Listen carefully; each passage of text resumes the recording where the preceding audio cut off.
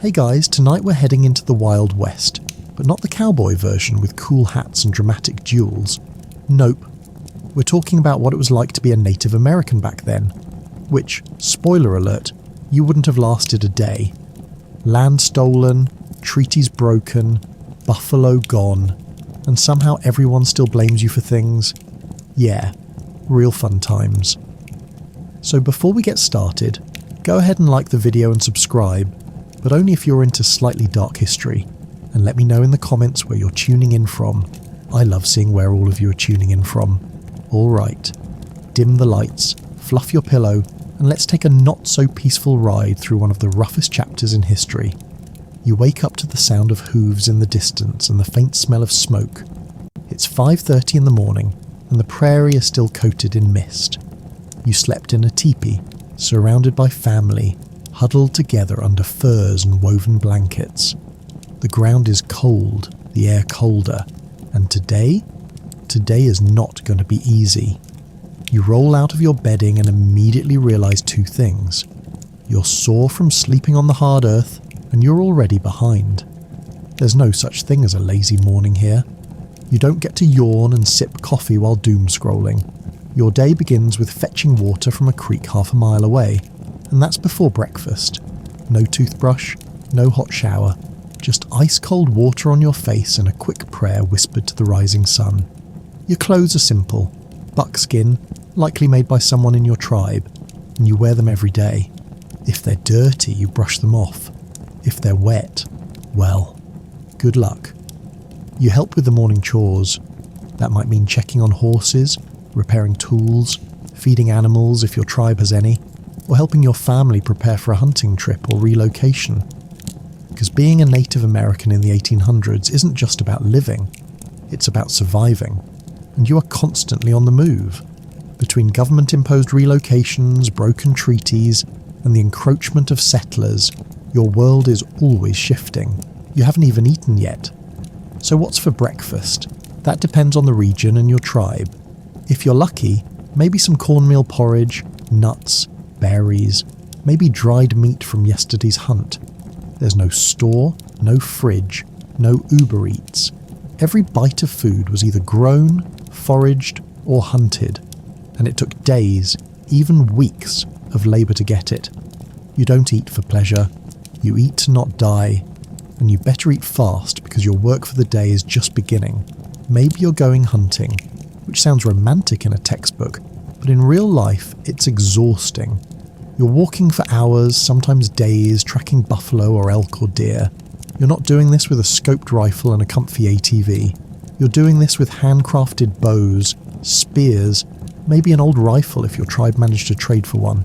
And if you come back empty-handed, people go hungry. There is no backup plan. Or maybe your day is spent gathering firewood, roots, herbs, berries. Each task is physically demanding. Everything you need to survive, you must first find, carry, process, and store. There's no wasted movement, no downtime, no scrolling TikTok under a blanket. You're busy from sunup to sundown, and while you're trying to live your life, the US government is also actively trying to destroy it. The late 1800s are the peak of forced assimilation. You're constantly under threat of being relocated again, your land sold off or stolen. Soldiers might show up in the middle of the night and force your people onto a reservation. Children, possibly even your siblings, are taken away to boarding schools where their hair is cut, their names changed, and their language beaten out of them. Your ceremonies? Banned. Your sacred lands? Fenced off. Your hunting grounds? Turned into farmland. You're watching your world shrink, one law at a time, and still you fight to preserve your culture. In the evenings, if there's peace, you might gather with others. Songs are sung, stories are told, stories that pass down thousands of years of knowledge, wrapped in metaphor and myth. It's your Netflix, your library, your entire history system, and it's all oral. One mistake, one missed generation, and it's gone. You might sit by a fire and listen to an elder recount a tale of the trickster coyote. Or maybe you dance, not for fun, but for survival. These ceremonies aren't just pretty, they're spiritual lifelines, acts of resistance. memories set to drum beats. But even then, you know it might not last. You've seen what happens when a nearby tribe is wiped out by disease, or forced into a treaty under threat. You've seen what peaceful relocation actually means: starvation, broken promises, and fences where there used to be sky. By nightfall, your body is aching, not gym sore, survival sore. Your hands are blistered, your back is tight, and you haven't stopped moving for 14 hours. But you don't complain. That's not a thing here. Complaining doesn't make the deer come back, or the government leave you alone. So, could you survive a day as a Native American in the 1800s? Physically? Maybe, if you've been cross-training with bear attacks and fasting for 3 days. Emotionally? Doubtful. The constant pressure of erasure, of watching your entire way of life squeezed between colonial fists, is not something a modern mind is built for. Spiritually, that's the real question. Because even with the oppression, the hunger, the pain, they kept their spirit alive. They adapted, preserved, resisted. They survived. You? You'd probably want your phone back by lunchtime. You're probably hungry by now, right? Too bad. This isn't the 21st century where hunger is solved by tapping your screen and watching a pizza show up. This is life as a Native American in the 1800s, and food isn't just scarce, it's sacred. Every bite you eat is the result of days, sometimes weeks, of effort. You don't eat for pleasure, you eat because you worked for it, you earned it, and sometimes you go without it. So what's on the menu? Well, that depends heavily on your tribe and your geography. There's no one-size-fits-all Native American diet. The Apache didn't eat the same things as the Lakota, and the Iroquois weren't whipping up coastal seafood like the Chumash. But here's a sample menu from your imaginary life as a Plains Indian in the late 1800s. Breakfast? Likely some dried bison meat. Maybe pemmican, a sort of prehistoric protein bar made of crushed dried meat, fat, and sometimes berries. It's dense, chewy, and tastes like commitment. If you're lucky, and the season's right, maybe some wild chokecherries or cornmeal mush. And remember, there's no sugar, no caffeine, no oat milk latte. You're not sipping anything unless someone boiled water and foraged herbs to make it tea. And by the way, you're eating with your hands. No forks, no knives, no Instagrammable plating. If your tribe practices agriculture, you might get maize, corn, squash or beans, often called the Three Sisters. But growing them isn't as simple as tossing seeds in the ground and waiting. You have to till with primitive tools, pray for the weather to cooperate, and keep animals, and sometimes colonizers, from ruining your crops. Lunch doesn't exist as a scheduled event. You eat when you can. Often, food is shared communally, meaning if the hunt went bad or the season's off, everyone's just a little bit hungry together. Dinner, if you're lucky, is a hot stew, probably cooked in a clay pot or animal stomach over a fire. It might have bits of meat, tubers, beans, and whatever wild herbs you could find. Maybe some roasted corn or acorn meal if you're in the right region. No spices, no sauces, no heat level to choose from, just hot or not hot. Oh, and portion sizes. Forget about it. You don't get a heaping pile of seconds. Every calorie has to be earned, preserved, and shared wisely. You don't get hungry between meals. You're always kind of hungry. Your body has adapted to that. And forget about cravings. Nobody here is saying, man, I could go for some chocolate. The only craving anyone has is not starving. Now let's say you're on the move. Maybe the buffalo herds are shifting or the weather's turning. You're travelling light. That means portable food only. Dried meat, nuts, maybe corn cakes. That's your fuel. Tastes like survival and probably has the texture of regret. And water. You drink it from streams, rivers or snowmelt. If it's clean, if it hasn't been poisoned, and if it's not frozen solid. No one's bottling it in sleek plastic and selling it back to you with a logo on the side. Despite all of this, there's respect in every bite. Food isn't taken for granted. It's prayed over, thanked, honoured. Nothing is wasted. If you kill an animal, you use every part. Meat, bones, hide, sinew. Eating is a sacred exchange. It connects you to the land, your tribe, your ancestors. So yes, you could eat like a Native American in the 1800s. But would you enjoy it? Probably not. Not unless you really like dried meat, root vegetables and hunger-induced headaches. You'd be dreaming of pizza by day 2. Also, no snacks. So you've made it through the morning without starving. Congratulations. But now your body's sore, your back is killing you from yesterday's horseback ride, and that weird scratch on your leg is starting to look extra red. Welcome to Native American healthcare in the 1800s. Spoiler alert, there's no emergency room, there's no WebMD, and nobody's asking if you've been vaccinated.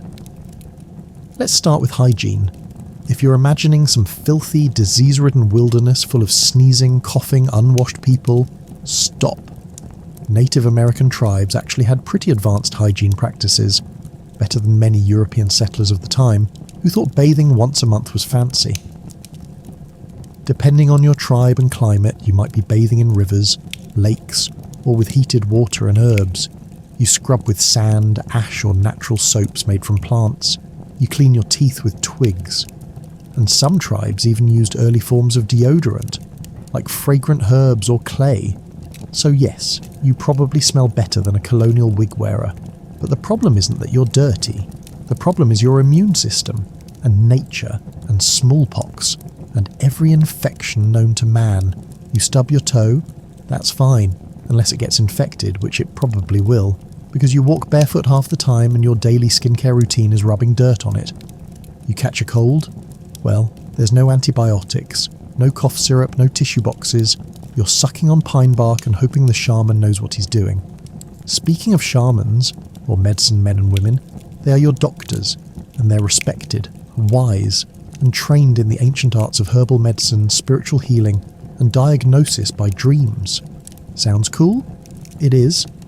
Until you realise that your pneumonia is being treated with smoke, chanting, and crushed roots. To be fair, some of their remedies actually worked. Willow bark, natural aspirin, yarrow, anti-inflammatory, juniper tea, good for kidney issues. But without germ theory, sterilisation, or modern understanding of disease, medicine was equal parts science, tradition and guesswork. You break a bone, you're lying there while someone splints it with sticks and hides. There's no anaesthesia, you pass out or you scream. Pick one. Dental care? Well, hope you like mushy food, because if you get a bad toothache, there's no Novocaine. Someone is going to pull that molar out with a rock and a prayer. Women giving birth? At home? With midwives? In a tent? No epidurals, no C-section, no fetal monitors, just grit, strength, and the hope that both mum and baby survive. And if they do, it's a miracle. If they don't, it's a story passed down to remind others how fragile life is. Also, remember this.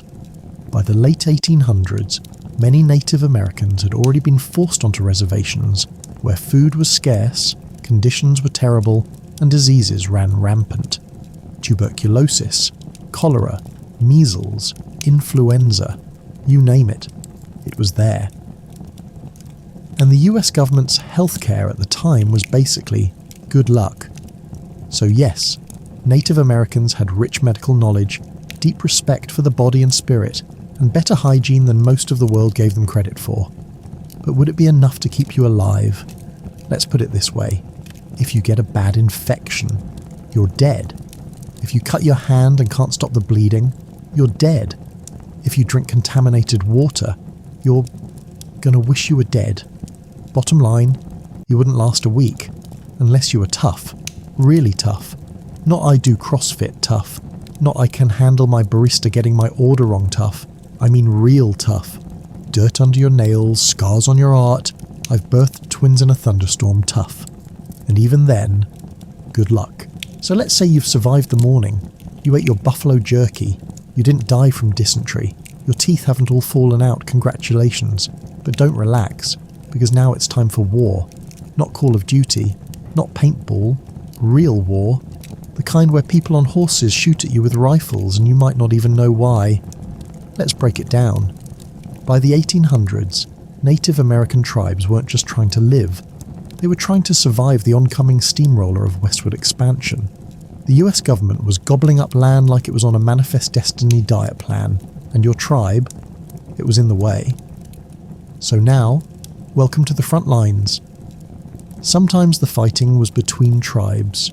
Yes, intertribal warfare was a thing. Tribes had alliances, rivalries, and beefs that went way back. Raids for horses, territory, or vengeance weren't uncommon, and you, the freshly teleported 21st century soft skin, might get caught in the middle of it. Do you even know how to throw a spear? No? Too bad. Here's a tomahawk. Don't chop off your own leg.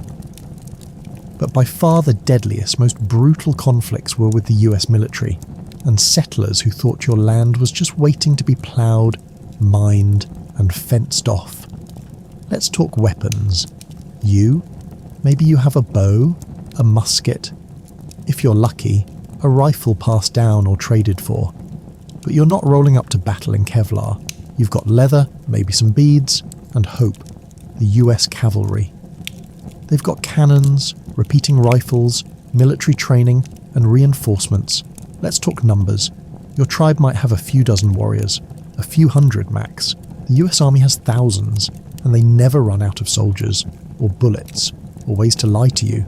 Peace treaties, broken, promises, ignored. You might sign an agreement to stay on your land, but 2 months later, surprise, the gold rush is here, and now they want you gone. Again. And the fights weren't always fair battles. Many were massacres, like the Sand Creek Massacre in 1864. Peaceful Cheyenne and Arapaho were camped under the promise of US protection, and then attacked by a cavalry regiment at dawn. Over 200 people were killed, mostly women and children, or Wounded Knee in 1890. The US Army surrounded a group of Lakota Sioux, tried to disarm them, and ended up murdering over 250 people, the last major conflict of the Indian Wars. It wasn't a war, it was a slaughter. Every day was a risk. You could be attacked while hunting, while sleeping, while walking with your children. Cavalry raids didn't wait for battle lines. You'd see dust in the distance, the thunder of hooves, and you'd have minutes, maybe seconds, to decide if you were running, hiding, or fighting. And if you were captured, don't expect a fair trial. You might be jailed, beaten, hanged, or just never seen again. Prisoners weren't always recorded. Sometimes they weren't even counted. But Native American resistance wasn't just brave, it was legendary. Think Sitting Bull, Geronimo, Crazy Horse. They led with fire in their eyes and death on their heels, outnumbered, outgunned, but never backing down without a fight. The wars weren't just about territory, they were about culture, identity, survival. This wasn't two armies meeting on a field. This was your way of life being erased, your language, your customs, your land, your ancestors buried beneath the trees they were now cutting down to build railroads.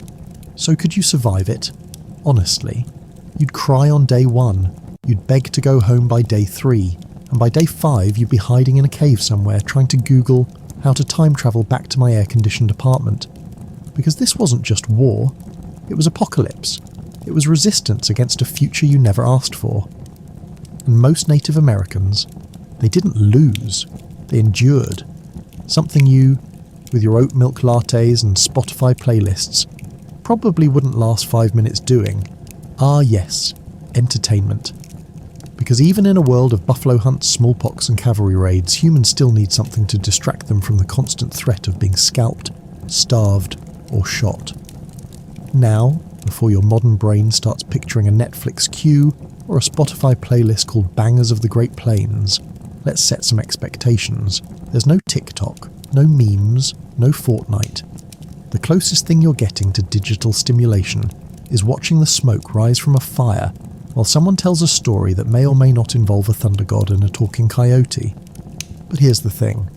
Despite everything, despite colonization, starvation, displacement, and endless warfare, Native American culture had soul. Rich, rhythmic, and absolutely not boring. Let's start with music. Not the kind that blasts through your earbuds. This is bone flute, drum circle, and chanting kind of music. Deep pulsing beats made from stretched animal hide over wood, echoing into the twilight while people gather around the fire. No auto-tune, just raw, primal rhythm you feel in your chest. And yes, you'd be invited to join, if you earned it. But you clap off beat and you're afraid of mosquitoes. So maybe just sit quietly and try not to ruin the vibe. Now picture this. Night has fallen. The fire crackles. Someone, the tribe's elder or the designated storyteller, starts weaving a tale. No books, no scrolling, just memory, oral tradition, entire histories, myths, lessons and jokes passed down through generations. You want lore? These people had universes built before Marvel was even a sparkle in capitalism's eye. These stories weren't just entertainment, they were how history was preserved, how morality was taught, and how spirits were kept alive. And dance. Oh, there was dance. Not awkward wedding-style shuffling. Real, spiritual, ceremonial movement. Think, feathered headdresses, intricate footwork, rattles shaking to the beat of the earth. Some dances were for war, others for harvest, some to call the rain. Each one meant something. You didn't just do it, you became it. Let's not forget games. Yes, actual games. One of the most famous, stickball, which was kind of like lacrosse but way more violent. Picture two teams sprinting across a field, whipping a ball through the air with carved sticks, sometimes hundreds of players, no pads, no references, broken bones, common, hospital, nope, rub some bear fat on it and get back in. There were also dice games, guessing games, and tests of strength and agility. Spoiler, you would lose every single one. Because when your entire day consists of hunting, building, fighting and surviving, you end up weirdly good at physical challenges. Crafts were also a thing. You think you're creative because you bought a colouring book on Etsy? Please! These people made art from beads, bones, feathers, bark, shells and stone. Intricate patterns, meaningful symbols and wearable stories stitched into every piece of clothing or jewellery. Your wardrobe? Polyester and brand logos. Theirs? Cultural masterpieces. And guess what? All of this was done while constantly watching the horizon for invaders, wild animals, or storms. Your idea of multitasking is checking email while reheating your coffee. They could tan a hide, sing a prayer, and prepare for an ambush at the same time. So yeah, there was entertainment. Not in the way you're used to, but maybe in a better way. Deeper, shared, sacred. And you'd probably spend the whole evening complaining about the lack of Wi-Fi while someone next to you painted history onto a deerskin.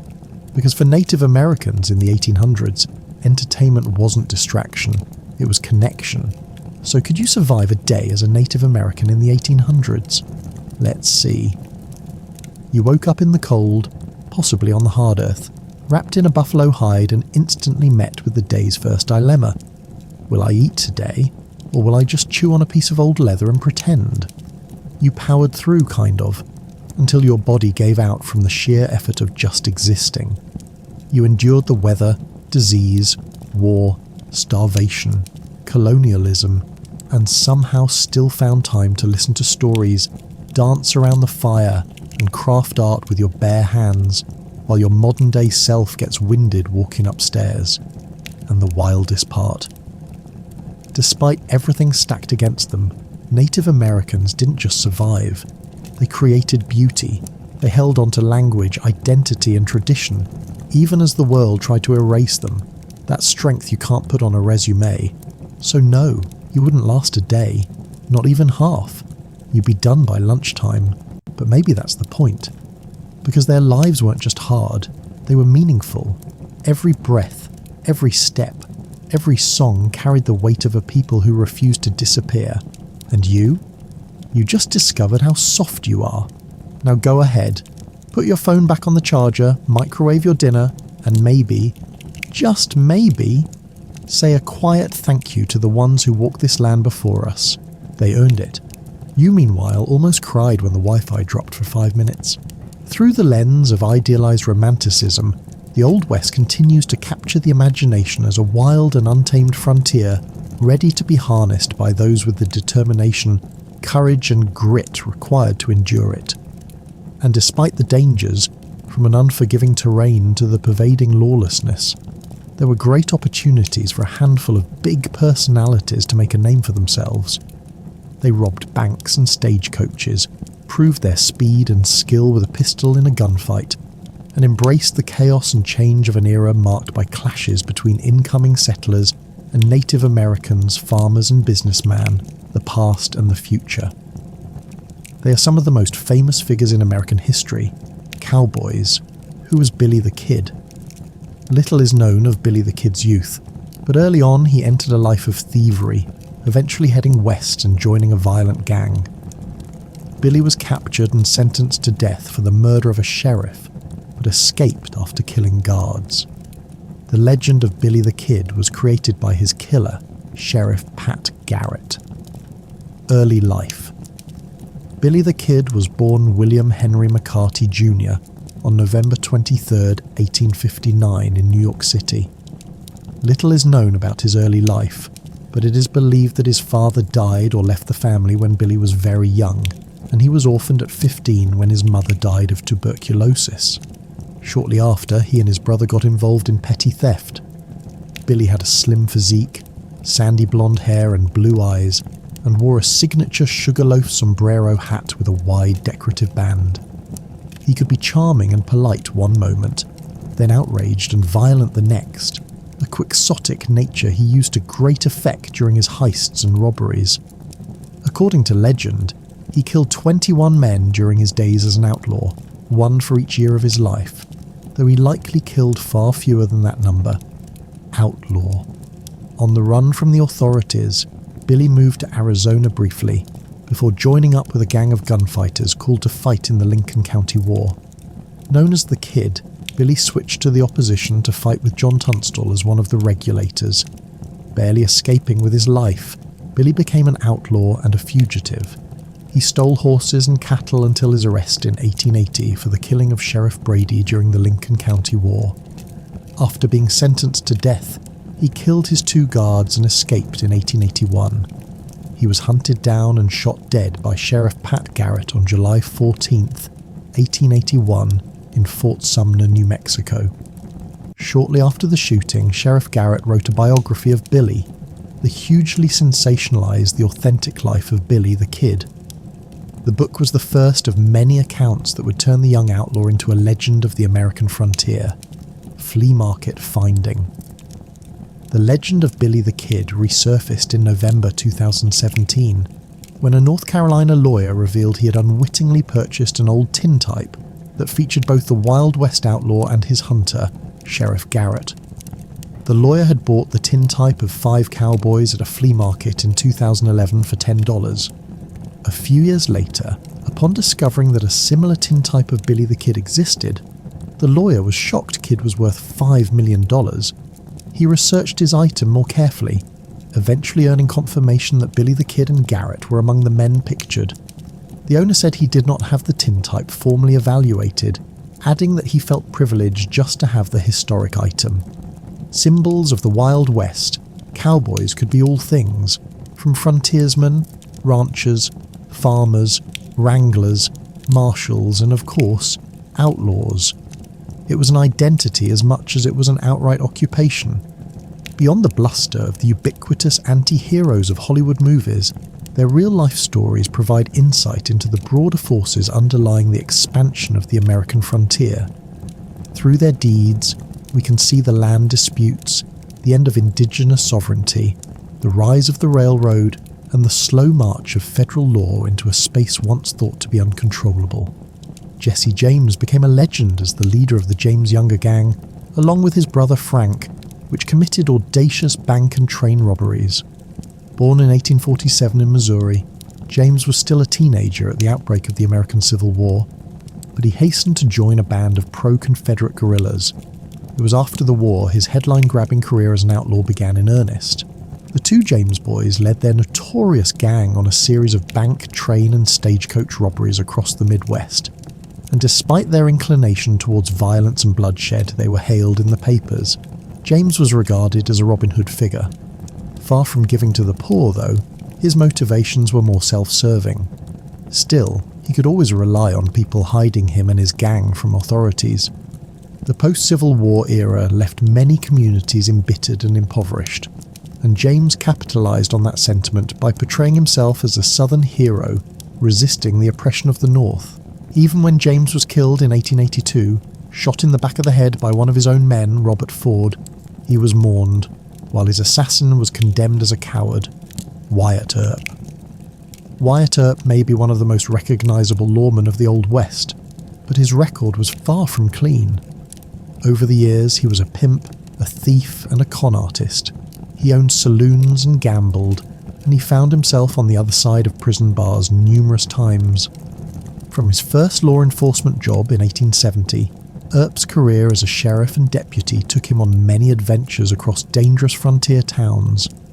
But it was undoubtedly his time in Tombstone, Arizona, where his brother Virgil was town marshal, that cemented his place in history. Specifically, it was his role in the gunfight at the OK Corral in 1881. The Earps, joined by their other brother Morgan and friend Doc Holliday, had been feuding with a gang of cattle rustlers and thieves calling themselves the Cowboys. The resulting gunfight allegedly lasted only 30 seconds, leaving 3 men dead. In the 20th century, it became the stuff of legend. The motivation behind the gunfight is still a matter of debate. Was Earp a righteous defender of law and justice, or using his position as a means to further his own interests? There is no question that he could be bloodthirsty. After his brothers were attacked afterwards, Earp embarked on what has been called the Vendetta Ride, during which his posse killed at least 2 cowboys. Either way, the famous shootout is a microcosm of the tensions between law and disorder that dominated the frontier at a time when the line between lawman and vigilante was far from distinct. Butch Cassidy. Butch Cassidy was a leader of the train and bank robbers calling themselves the Wild Bunch, alongside his partner Harry Longabore, the so-called Sundance Kid. Unlike many outlaws of the time, he had a reputation for being relatively non-violent, preferring to use smarts instead of shootouts. Still, Cassidy, whose real name was Robert Leroy Parker, found himself pursued by Pinkerton detectives across a landscape rapidly shifting and modernising.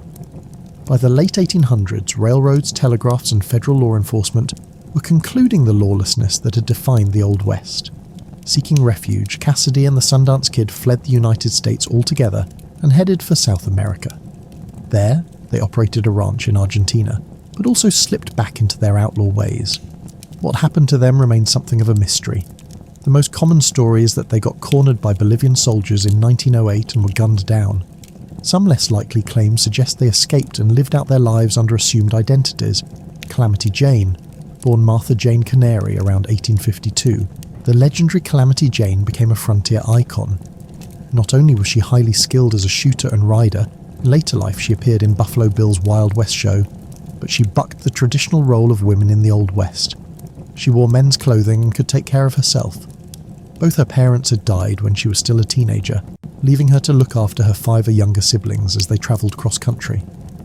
In adult life, Jane allegedly worked as a scout for the US Army, got involved in long-running conflicts with Native American tribes, and potentially shacked up with one of the frontier's most revered gunslingers, Wild Bill Hickok. Their relationship would not last long. Wild Bill was shot and killed in 1876 while playing poker. Beyond that, separating fact from fiction when it comes to the life of Calamity Jane is a difficult task. Illiterate, she left behind no written records, but as a result of her fame, she did dictate a small autobiographical account in the late 19th century. The stories within were often exaggerated, distorted, or completely fabricated. One thing is known. For most of her life, Jane suffered from alcoholism. She spent her last months in Terry in South Dakota and died in poverty. Wild Bill Hickok.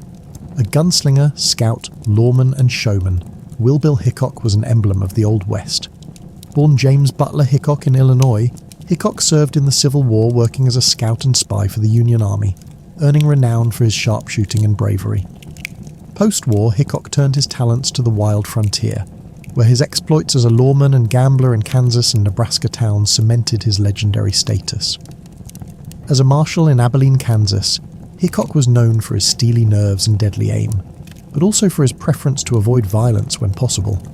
Nevertheless, his career was punctuated by famous shootouts, including a deadly encounter in Springfield, Missouri in 1865, where he killed David Tutt in what is often called the first quick draw duel. Hickok's fame spread through dime novels and newspaper stories, which painted him as the archetype of the Old West hero. But his personal life was tumultuous. His friendship and rumoured romance with Calamity Jane added to his mystique, as did his reputation as a gambler. Hickok met his untimely, but perhaps unsurprising end in Deadwood, South Dakota, in 1876. While playing poker in a saloon, he was shot in the back of the head by Jack McCall, a drifter with a grudge. Hickok's hand at the time, 2 black aces and 2 back eights, has since become known as the dead man's hand. Doc Holliday. John Henry Doc Holliday was not a typical outlaw. He initially trained as a dentist in Pennsylvania, but moved to the southwest after contracting tuberculosis. The hope was that the warm and dry climate would ease his symptoms. It was while drifting through the frontier towns that he met Wyatt Earp. He forged a friendship with the lawman after saving his life, and followed Earp to Tombstone, Arizona, where he was a major player in the legendary gunfight at OK Corral in 1881. He would then join Earp on his vendetta ride against the cowboys. While he maintained a deadly reputation as a gunslinger and canny gambler, much of Holliday's life was ultimately shaped by his illness. His last years were spent receiving treatment in Colorado, before he succumbed in 1887 at the age of 36. Bass Reeves, the runaway slave who became one of the first black deputy US Marshals in the Old West. Bass Reeves was no ordinary lawman. Born into slavery in 1838, Reeves managed to flee from his owners during the American Civil War and went to live among Native American tribes. There, he learned multiple languages and the customs of indigenous peoples, as well as the survival and tracking skills that would be so important in his career. In his 32 years as a federal officer, Reeves reportedly killed 14 outlaws and arrested more than 3,000 people all across Oklahoma and Arkansas. Perhaps most impressively, given how ruthless and violent many of the men were that he chased down over the years, he lived to see his retirement and ended his illustrious law enforcement career as a police officer in Muskogee. Belle Starr. Belle Starr, born Myra Maybelle Shirley, became infamous not for large-scale robberies or shootouts, but rather for her association with outlaws. Raised in a relatively prosperous family and educated in a classical manner, Starr's path into criminality seems to have stemmed from choice rather than necessity.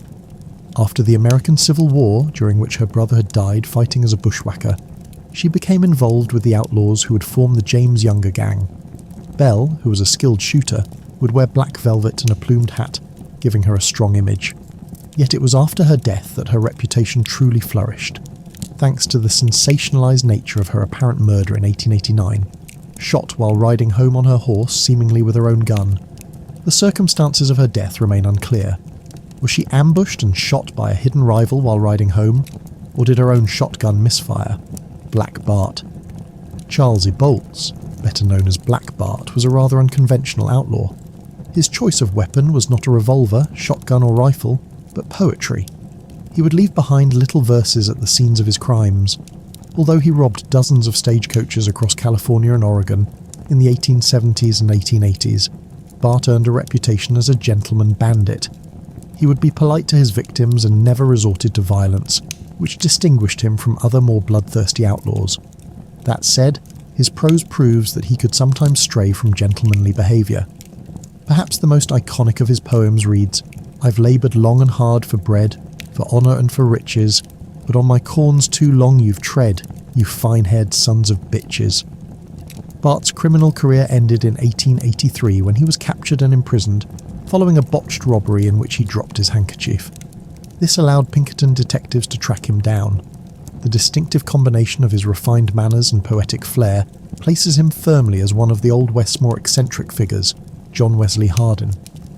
For John Wesley Hardin, violence seems to have been an inescapable part of life. He had been born into a turbulent post-Civil War Texas and killed his first man at just 15, setting the stage for a life defined by bloodshed. Hardin claimed to have killed over 40 men. The real figure is thought to be closer to 20, often in situations that began as minor disputes, but quickly escalated. His volatile nature and talent for the quick draw made him both feared and hunted. His eventual capture in 1877 led to a 25-year prison sentence, of which he served 17. After his early release, Hardin, now 41, studied law and passed the oral Texas bar examination. His would-be career as a reformed lawyer never took off, however. In 1895, while in a saloon in El Paso, Hardin was shot in the back of the head and then shot several more times after falling to the floor. His killer, John Selman Sr., had feuded with Hardin. He escaped punishment for the blatant killing. Bill Doolin. Bill Doolin was a founder of a gang of outlaws called the Wild Bunch, not to be confused by the gang led by Butch Cassidy and the Sundance Kid. Also known as the Doolin-Dalton Gang, they terrorized the Old West in the 1890s with a series of daring bank and train robberies.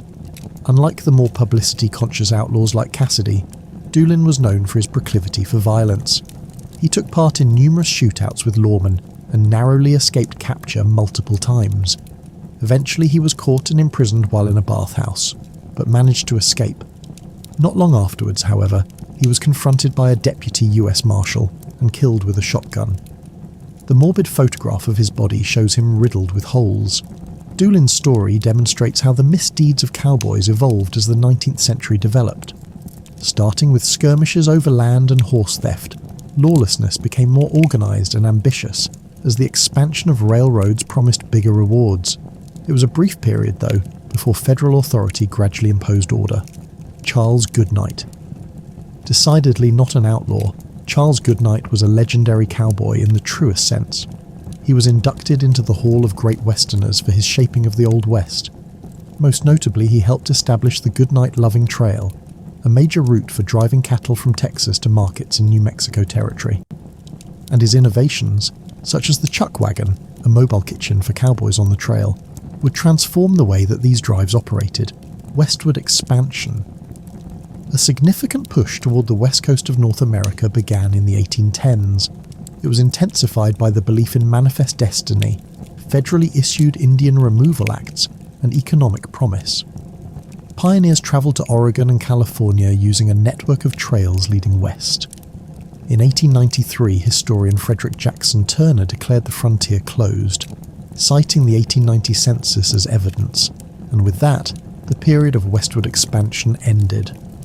Explore these resources to learn more about what happened between 1810 and 1893 as immigrants, American Indians, United States citizens, and freed slaves moved west. On May 28, 1830, Congress passed the Indian Removal Act, beginning the forced relocation of thousands of Native Americans in what became known as the Trail of Tears. On May 28, 1830, the United States Congress passed the Indian Removal Act, marking the government's clear-cut push to remove Native American tribes from east of the Mississippi River. The Indian Removal Act opened land that indigenous peoples had previously called home to white settlement, and the expansion of slavery, further codifying injustices at the federal level that had long been underway. By the early 1800s, the US federal government and several state governments had already frequently pushed indigenous tribes farther and farther west. Violence, threats, deception, and legal agreements, often treaties, were tactics used to transfer indigenous-held land to white people. Though there was significant Native American resistance, many of these earlier efforts at ethnic cleansing were successful. These anti-indigenous policies, coupled with the spread of diseases transmitted by settlers, had severely decreased the population of indigenous peoples in North America. However, there was still a substantial indigenous presence east of the Mississippi River. Tribes living in what is now the US Southeast at the time included the Cherokee, Choctaw, Chickasaw, Muskogee Creek, and Seminole. By the 1800s, these nations were known collectively as the Five Civilized Tribes because they had adopted aspects of white, settler culture. Pressured by the US government, many copied the ways settlers dressed, their educational system, their practice of Christianity, their use of plantation agriculture, and their enslavement of people of African descent. Originally, enslavement by Native Americans was not the same as that practiced by white settlers. Being enslaved was not an inherited or permanent status. The enslaved could be adopted into the family. This changed as the cultures and beliefs of these tribes became virtually identical to the United States. Still, the civilized practices of the 5 tribes did not stop the white settlers' growing demands for their lands. 2 historic events, the Louisiana Purchase in 1803 and the War of 1812, sped this land grab. The Louisiana Purchase bought the US government the exclusive right to purchase or forcibly take lands from various indigenous governments. Lacking enough funds to pay veterans of the War of 1812, the US government offered them land in what are now the states of Illinois, Michigan and Arkansas, lands occupied by indigenous peoples. As in the Southeast, Native American tribes occupied huge swathes of what the US called the Northwest Territory, now the US states of Ohio, Indiana, Illinois, Michigan and Wisconsin. An alliance of tribes from this region, including the Delaware, Potawatomi and Shawnee, led by a war chief of the Miami tribe, Little Turtle, had resisted expansion and defeated US forces in 1790 and 1791. Many Native American nations likewise fought against US expansion during the War of 1812, which pitted the United States against Great Britain. The Shawnee, Delaware, Miami, Potawatomi and Creek, among other tribes allied for this purpose, under the leadership of Shawnee war leader Tecumseh. From the Ohio Valley, he envisioned a confederation of nations spanning from Canada to the Gulf of Mexico to fight against US territorial expansion. Similarly, the British wanted to stop US expansion to protect its Canadian territory. To help in this effort, the British fought to keep the Great Lakes under indigenous control. Thus, Tecumseh's alliance joined the British in the fight against the United States during the War of 1812. British forces and the Native Americans provided each other with military support, supplies and aid. Tecumseh led an effective campaign against the US invasion into Canada and the Northwest Territory, winning several victories, including at Fort Detroit. The indigenous British alliance largely fell apart with Tecumseh's death in battle near Moraviantown, Ontario, Canada, in October 1813. Afterward, Native American military resistance was no longer strong enough to threaten US forces in the region. However, this did not end Native American resistance in the Great Lakes or in other parts of North America. A series of legal treaties, mostly after violence against Native American communities, preceded the 1830 Indian Removal Act. From 1814 to 1824, 11 treaties were signed that provided the legal framework to redistribute land from southeastern indigenous peoples to whites. US Army officer Andrew Jackson helped negotiate 9 of these treaties. From 1813 to 1814, Jackson fought alongside the Cherokee and the Lower Creeks against the Upper Creeks, known as the Red Stick Creeks. The Red Stick Creeks had allied with the British to maintain their more traditional culture. Jackson also invaded Spanish-controlled Florida to fight against the Seminoles for their role in helping enslaved people escape to freedom. Jackson went on to serve as President of the United States from 1829 to 1837, promoting and signing the Indian Removal Act of 1830 into law. Not all members of Congress supported the Indian Removal Act. Tennessee Representative Davy Crockett was a vocal opponent of the proposal. Removal of eastern Native American peoples to west of the Mississippi River was intended to be voluntary. Some Native American communities complied.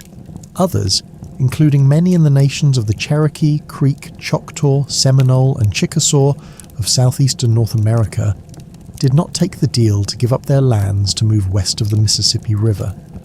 The Cherokee, Creek, Choctaw and Chickasaw tried to negotiate with white settlers and the US government, offering some lands to remain in place.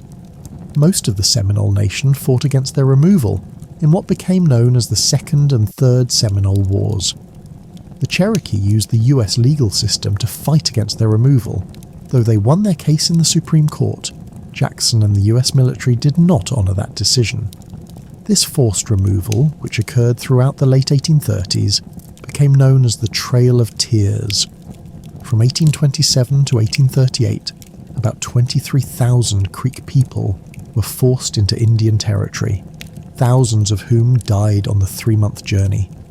In all, more than 46,000 to 60,000 Native Americans were forced, sometimes by the US military, to abandon their homes and relocate to Indian Territory, which became the state of Oklahoma.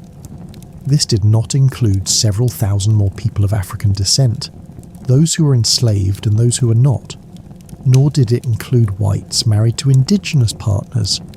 The Indian Removal Act marked the completion of ethnically cleansing indigenous peoples from east of the Mississippi River. In the years that followed, subsequent federal policies would continue to uproot indigenous peoples, clear the way for additional US expansion, and remove native peoples from their communities.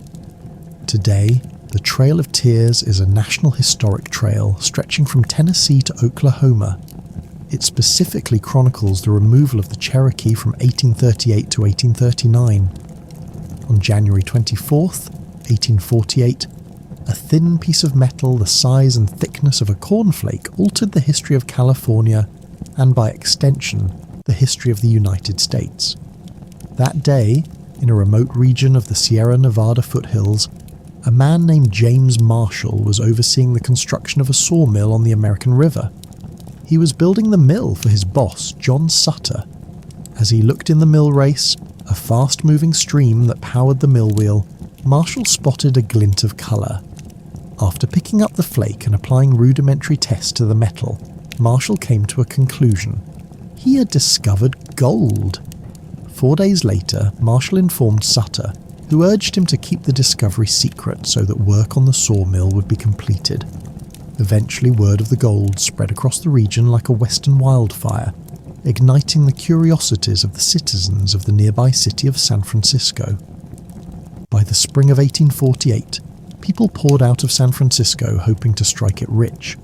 It is said that San Francisco emptied after businessman Sam Brannan walked down the city's Montgomery Street with a bottle containing gold flakes, grains and dust, shouting, "Gold! Gold! Gold from the American River." An historian and author of 1997's Days of Gold, the California Gold Rush and the American Nation, Malcolm J. Rawbo says the immediate effects of the discovery of gold on San Francisco were nothing short of drastic. The whole town and the rancheros around the town essentially were deserted, he says. Everyone went to the gold fields. The summer after Marshall's unexpected find, the American military governor of California, Colonel Richard Barnes Mason, decided to travel to the area to draft a report for the US government in Washington, D.C. On his journey to the region, he described finding parts of California towns that were suddenly abandoned by people fleeing to the Sierra Nevada foothills.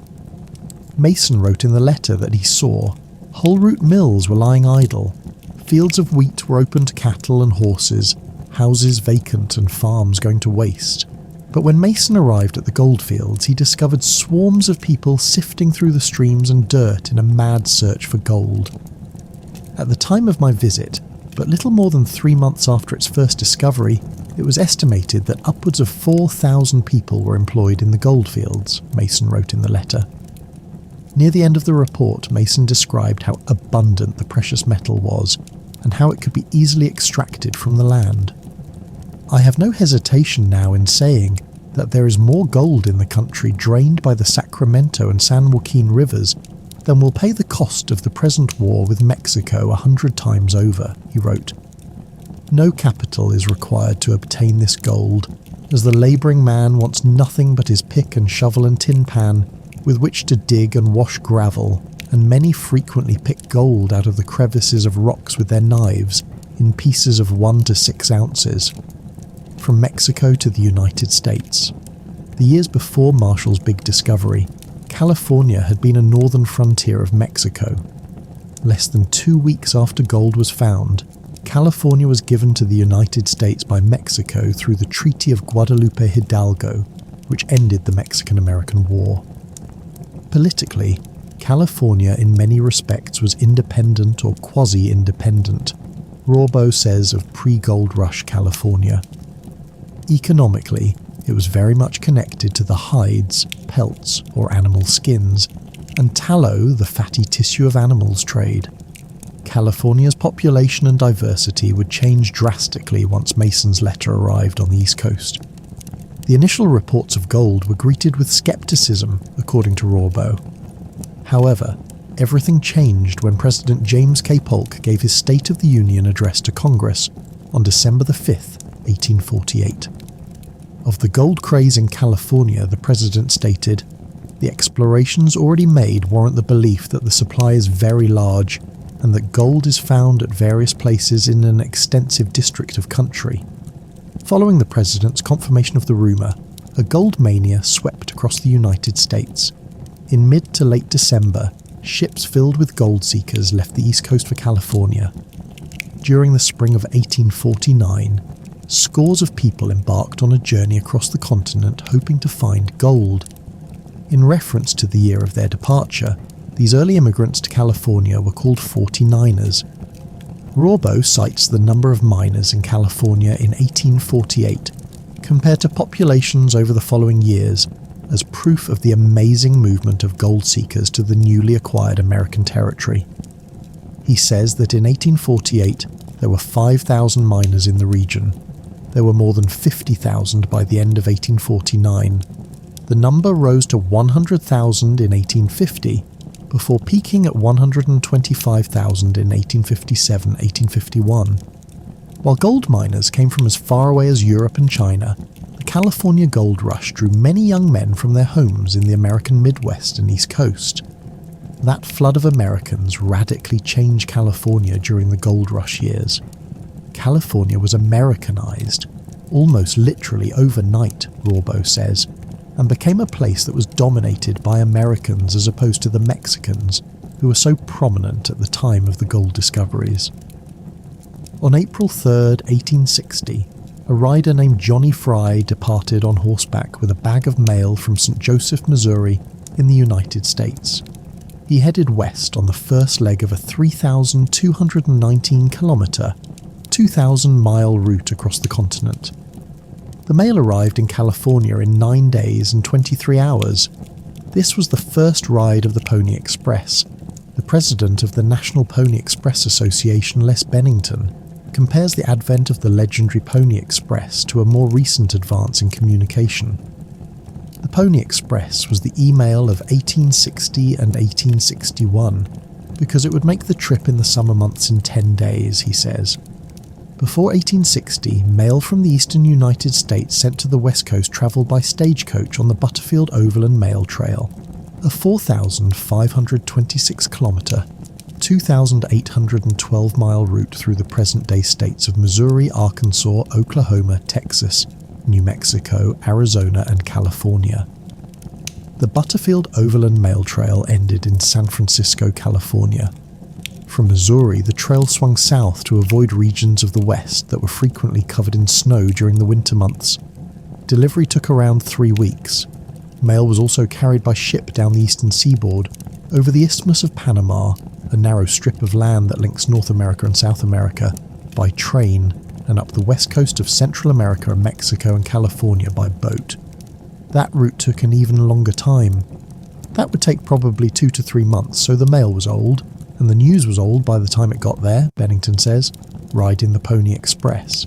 Studded with 153 stations, the Pony Express Trail utilised around 80 riders and between 400 to 500 horses to carry mail from the settled Midwest to the new state of California, which had experienced a surge in population after the 1849 gold rush. In fact, the western end of the Pony Express was the B.F. Hastings building in Sacramento, California, near where gold was found years earlier. In the large building, the Pony Express office shared space with the California Supreme Court and Theodore Judah, the engineer who is largely responsible for the planning of the first transcontinental railroad. Riders for the Pony Express carried the mail in saddlebags along the trail for about 120 to 160 kilometres, 75 to 100 miles, before transferring the mail to another rider at a home station. Home stations could vary from a nice shelter like a hotel to a more primitive rest stop such as a dugout near a creek. The more elite home stations were usually located along the eastern route, which had stable urban areas. The west was still being settled with permanent residents, and western home stations were often Spartan. Along their section of trail, riders would stop every 16 to 24 kilometres, 10 to 15 miles, to hop onto a fresh horse at the 4 to 6 relay stations on their leg. Jackie Lewin, the executive director of the St. Joseph Museums and the co-author of On the Winds of Destiny, a biographical look at Pony Express riders, says that most of the riders were small, lightweight men around 20 years old. The most popular rider associated with the mail company is William Frederick Buffalo Bill Cody, who later became known for his Wild West stage show. There are some historians who dispute Cody's claim that he was employed by the Pony Express, however. Pony Express riders rode over rugged terrain that included passes high in the Sierra Nevada mountains, but Lewin believes the most difficult part of the trail was its desert regions. I would say the hardest section would be the Utah Territory, which would be today's states of Utah and Nevada, because it was pretty isolated and has extreme temperatures, she says. That's the area where the Paiute Indians attacked the line.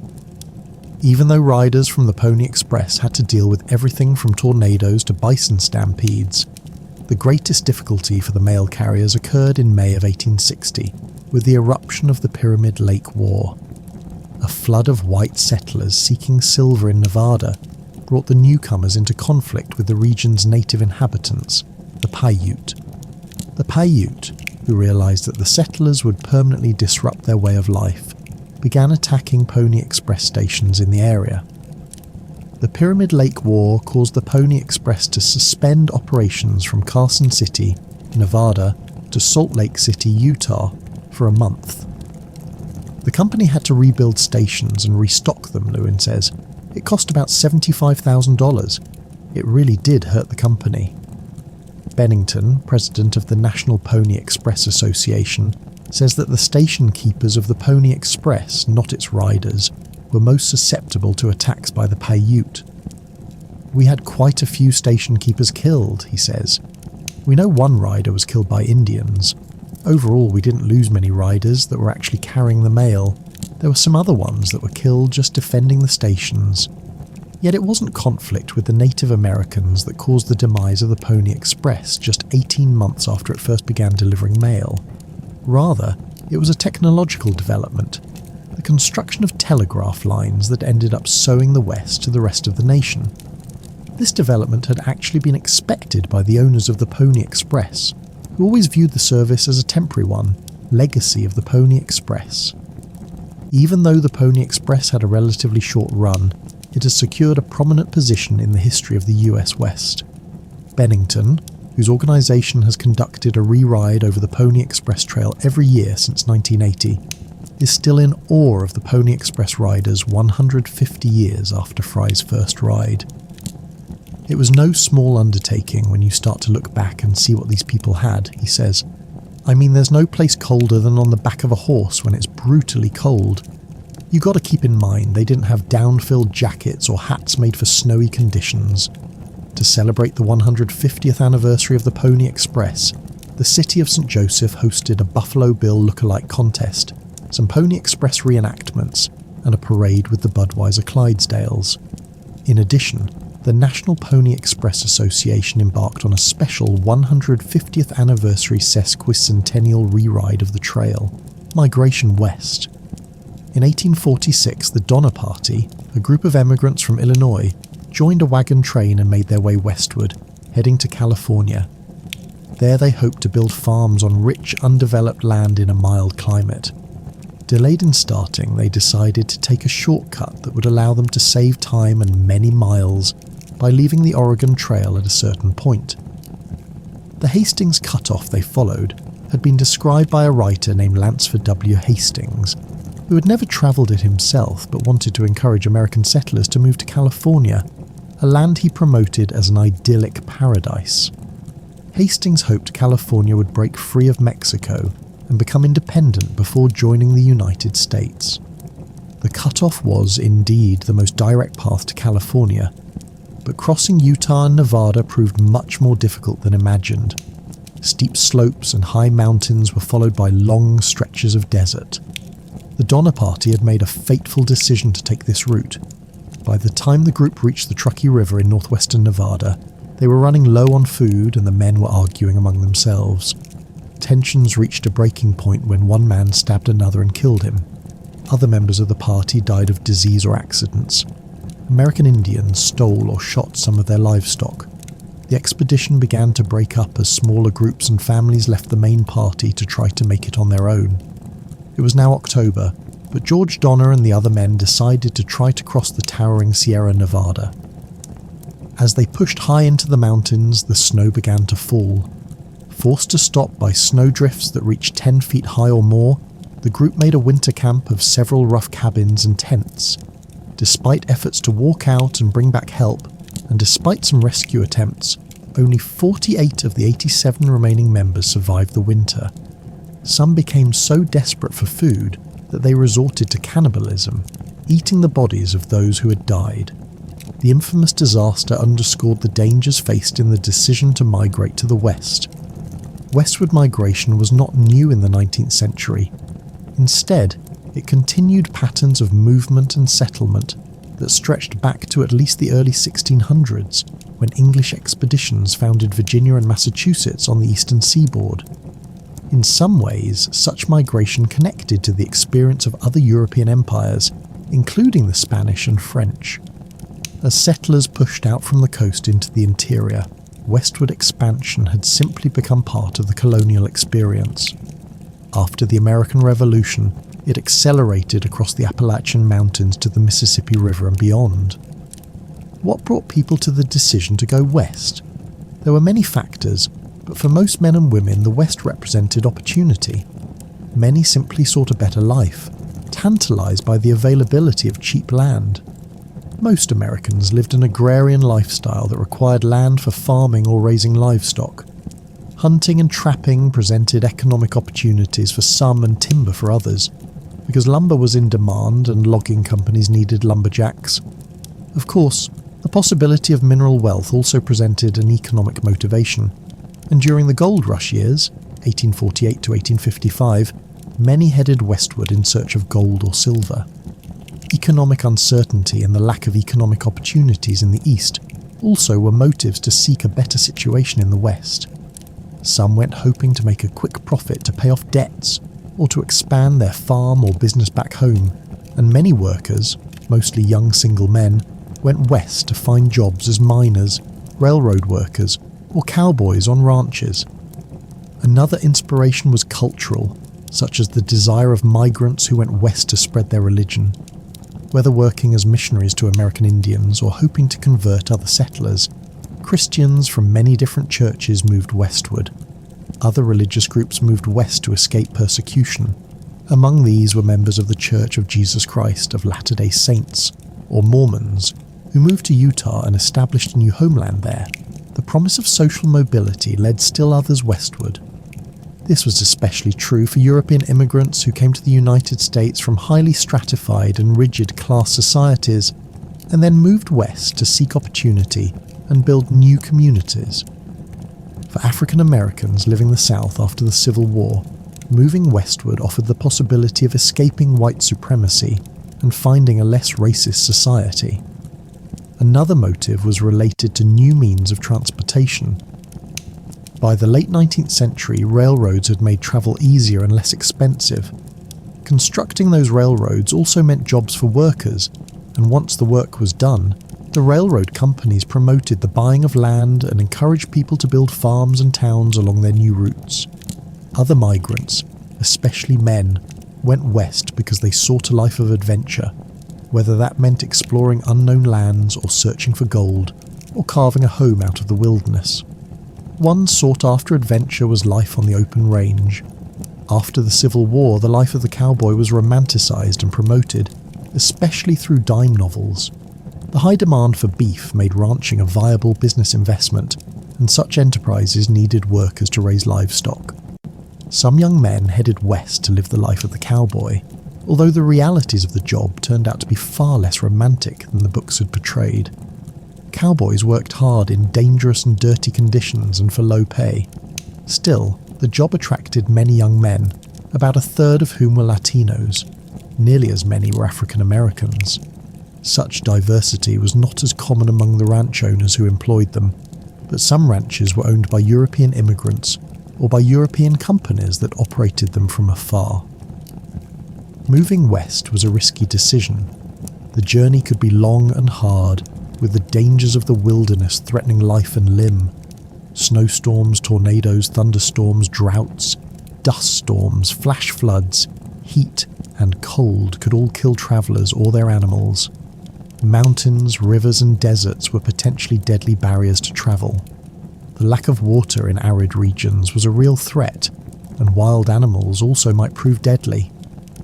Outlaws operated along the western trails and stole from pioneers. Despite their frequent depiction in later books and films, attacks by American Indians were rare, and very few travellers were ever killed by them. In fact, the tribes of the West usually saw migrants as trading partners and often offered help when it was needed. Still, the fear of attack caused anxiety for pioneers, and American Indians might steal food or livestock. Another concern for women was childbirth without the assistance of their female support networks. Despite these perceived dangers, many migrants believed the opportunities outweighed the risks. As they considered whether to migrate, this was the key question informing their decision. Westward expansion and the various motivations for choosing it became a part of the national identity of the United States. Long after the frontier had closed and migration to the West had become a part of history, Americans have held fast to the national memory of the experience. For example, the cowboy image continues to appeal to many Americans, representing the free spirit and rugged individualism so prized in the broader culture. Americans continue to move within their own country to find a better life, to realize the American dream of home ownership, and to seek new opportunities. They might move north or south or east instead of west, and travel by train or truck or airplane instead of wagon train. They are of different races and ethnicities and from diverse backgrounds, and they still keep alive the same restless spirit that had marked Western expansion for so long. A mere 15 years after the War of 1812 concluded, President Andrew Jackson introduced the Indian Removal Act of 1830. When the law passed, it gave the United States the green light to formally and legally remove tribal communities under Western law. Before this, no such sweeping law sanctioned by the federal government existed, with compromise and treaties the only available solutions. Losing Indian lands resulted in a loss of cultural identity, as tribes relied on their homelands as the place of ancestral burial locations and sacred sites where religious ceremonies were performed. Without their lands, nations lost their identities and their purpose. This loss of identity corresponded with the rise of American hegemony, felt in every facet of tribal communities following the War of 1812. Native languages slowly gave way to English. Mandatory American boarding schools forbade native languages to be spoken. Children, alienated from their families, began to lose their languages and their cultures during their stay at these institutions. Unable to perform ceremonies and traditions in native tongues, a slow loss of tradition and identity became inevitable. New York's Brooklyn Bridge is an engineering marvel. Among American bridges, one could argue that there are only two historically significant, technically astounding, and surpassingly beautiful masterpieces. The 1937 Art Deco Golden Gate Bridge in San Francisco, which crosses the strait between San Francisco Bay and the Pacific Ocean, is one. The other has gone by many names: the Great Bridge, Roebling Bridge, Empire Bridge. But since it opened in 1883, we've come to know it simply as the Brooklyn Bridge. Though bigger, more impressive bridges have long since joined the island of Manhattan with New Jersey and the outer boroughs, none contain the stony grandeur of the first. The story of the Brooklyn Bridge, which was named a National Historic Civil Engineering Landmark in 1972, is one of engineering innovation, with its use of large pneumatic caissons and steel wire suspension cables. But the bridge is also a symbol of an era of rapid progress and industrialization, a sign of a nation and its largest cities gathering self-confidence and swagger. According to an unnamed observer of the era, who is quoted in historian David McCullough's comprehensive history of the bridge, The Great Bridge, the epic story of the building of the Brooklyn Bridge, New York City, Simon & Schuster, 1972. a structure crossing the crowded East River would require one grand flying leap from shore to shore over the masts of the ships. There can be no piers or drawbridge. There must be only one great arch all the way across. Surely this must be a wonderful bridge. That the bridge turned out as well as it did was a consequence of 3 individuals who all bore the same last name. The first, John A. Roebling, was a celebrated German-born engineer who studied architecture, hydraulics, and bridge construction at the Bau Academy in Berlin, as well as philosophy under Georg Wilhelm Friedrich Hegel. Roebling immigrated to the US in 1831 to make his name and fortune. In 1832, he co-founded the town of Saxonburg, Pennsylvania, which is north of Pittsburgh, and he began his civil engineering career in the US building dams and locks and surveying routes across the Allegheny Mountains. It was in this rugged region that Roebling developed the innovation that would revolutionize bridge building. The 36-mile Allegheny Portage Railroad had opened in 1834 in Johnstown, Pennsylvania, about 70 miles east of Pittsburgh. The railroad hauled boats up more than 1,400 feet through the Alleghenies, along 10 steam-powered inclines, bridging the divide between the Susquehanna and Ohio rivers. To haul boats and barges up the inclines, the railways used giant, mile-long hawsers made from Kentucky hemp, according to writer Erica Wagner's History of Roebling's son, Washington, in Chief Engineer Washington Roebling, the man who built the Brooklyn Bridge, New York City, Bloomsbury Publishing, 2017. These big ropes, she wrote, could cost $3,000 apiece, a fortune at the time, and they were prone to fraying and breaking. Inevitably, the resulting damage to loads and goods, and life, was costly and dangerous too. Roebling had a better idea. Instead of hemp, he proposed ropes made of inch-thick iron wires, which would be, according to McCullough, stronger and more durable. By 1841, Roebling began testing wire ropes on the railroad, and by 1842, Wagner wrote, he had hit on a viable solution. 7 strands, arranged into a rope with a central core of wire supporting the outer strands. The strands, each composed of 19 individual wires, were parallel to each other, rather than twisted like ordinary rope. Roebling patented his invention in 1842. Wire cabling became the standard for suspension bridge construction, and he eventually became a millionaire. The Golden Gate Bridge used Roebling steel wire cables. In 1849, at the age of 43, Roebling relocated his company, the John A. Roebling Sons Company, and his family to Trenton, New Jersey. His wire suspension cables led to a prolific career as a bridge builder, including bridges in Pittsburgh and downstream from Niagara Falls, where it connected New York State and Ontario. In 1866, he built what was then the longest suspension bridge in the world, the Cincinnati-Covington Bridge, later renamed the John A. Roebling Suspension Bridge, connecting Ohio and Kentucky. The post-Civil War cities of New York, the modern-day borough of Manhattan, and Brooklyn were booming. According to Wagner, a ferry had crossed the East River as early as 1642. By 1870, she wrote, the New York Times estimated that 70 million crossings were made every year, over half of those on the 14 boats belonging to the Union Ferry Company, then the wealthiest ferry company in the world. To allay the river's congestion, state officials considered the possibility of a bridge. Proponents of the plan saw the potential for great prosperity for both cities if a modern bridge could be constructed to connect them. In 1867, the New York State Legislature passed a law chartering a private company, the New York Bridge Company, to construct the bridge. In 1868, after 2 ferries collided, injuring 20 and killing a small boy, public support for a bridge grew. A year later, according to Wagner, Congress authorized construction of the bridge but stipulated that it could not disrupt boat navigation on the East River. The New York Bridge Company hired Roebling as chief engineer. Roebling's plan for the bridge, which would become the largest suspension bridge in the world, called for a central span of 1,595.5 feet and a total length of 5,980 feet.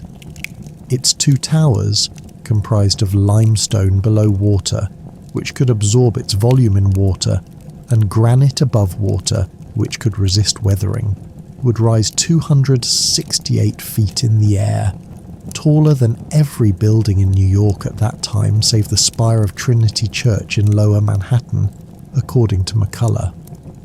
The road deck would sit 135 feet above the river at the centre of the span, sufficient to not disrupt boat traffic.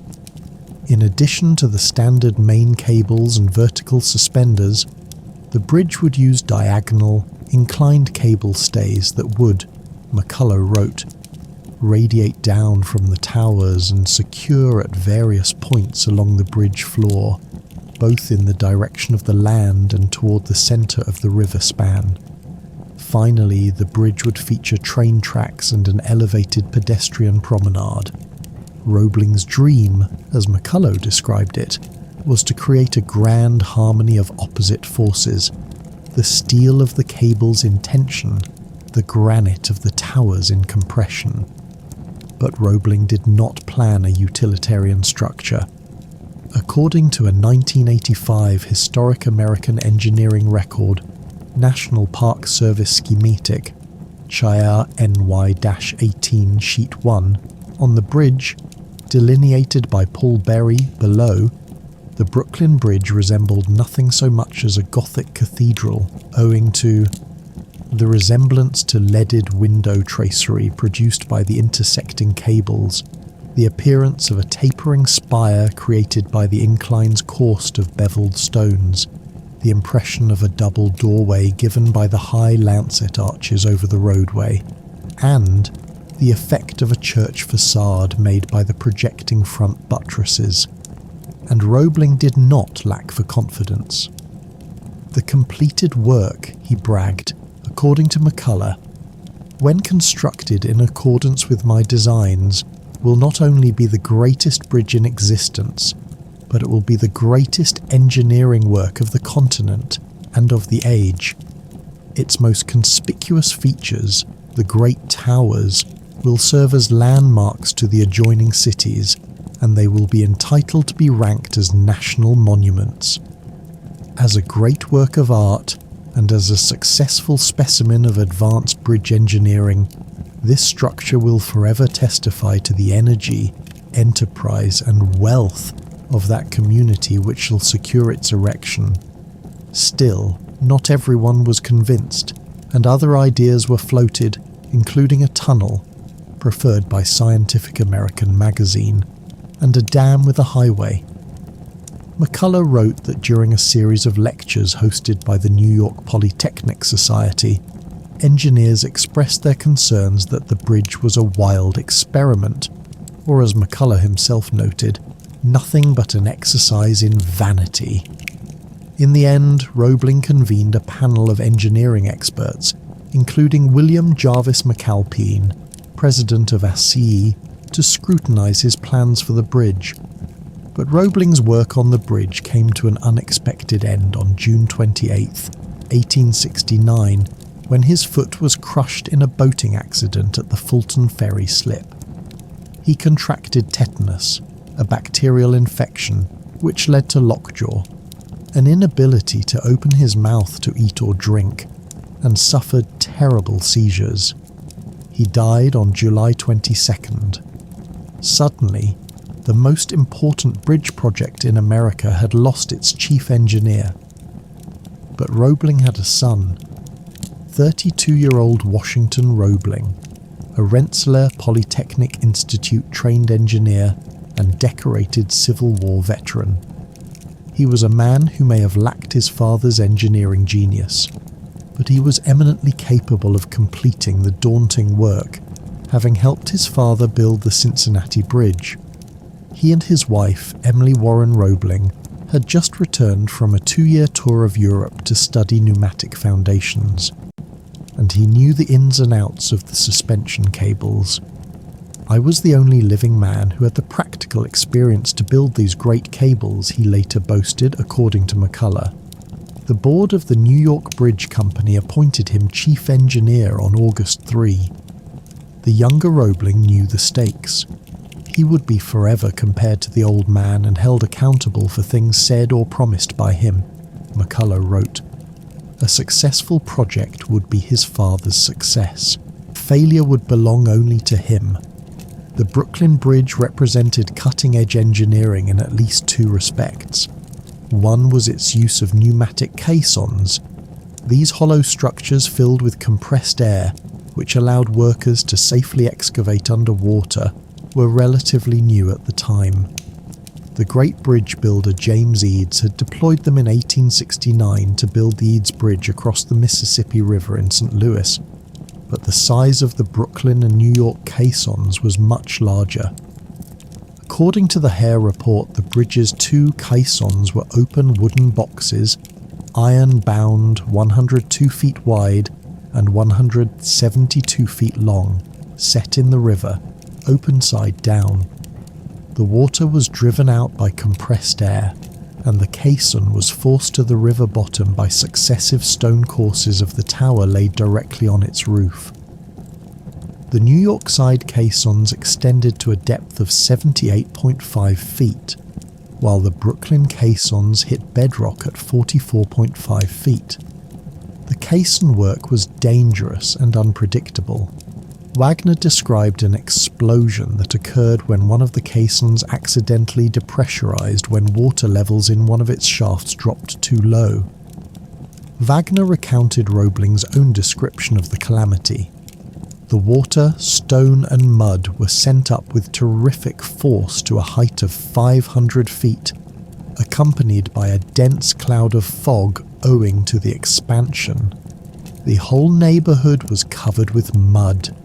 Still, after repressurizing the caisson, an inspection revealed that the structure, which contained about 110,000 cubic feet of timber and more than 200 tons of iron, was still intact. Washington Roebling calculated in Wagner's account that the caisson might have borne as much as 80 tons of weight per square foot in the moment of impact. Despite this, it had compressed by only a few inches. The finished bridge would have to accommodate only a fraction of that weight. Of greater concern was the health of the workers. E.F. Farrington, Roebling's master mechanic, likened the interior of the caissons to conditions described in Dante's Inferno, with strange confusing noises and shadows set against the inexplicable acceleration and deceleration of workers' normal pulse rates. It could be damp, dank and putrid inside, and workers often became unexpectedly sick when they emerged from their shifts. Some 110 workers developed decompression sickness, or the bends, which medical doctors at the time were struggling to understand. Roebling developed the bends and was racked by pain off and on for years. In fact, for large stretches of the construction, he was basically an invalid.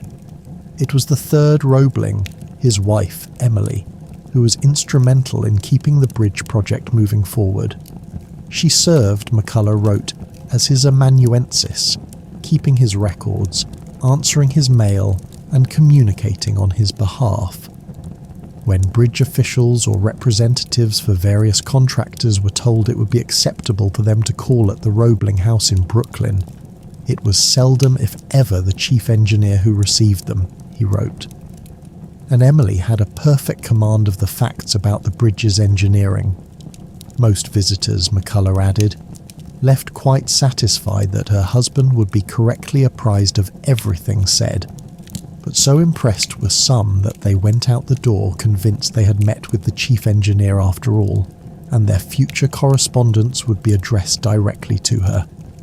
Once the towers were completed by 1876, work began on the steel cables.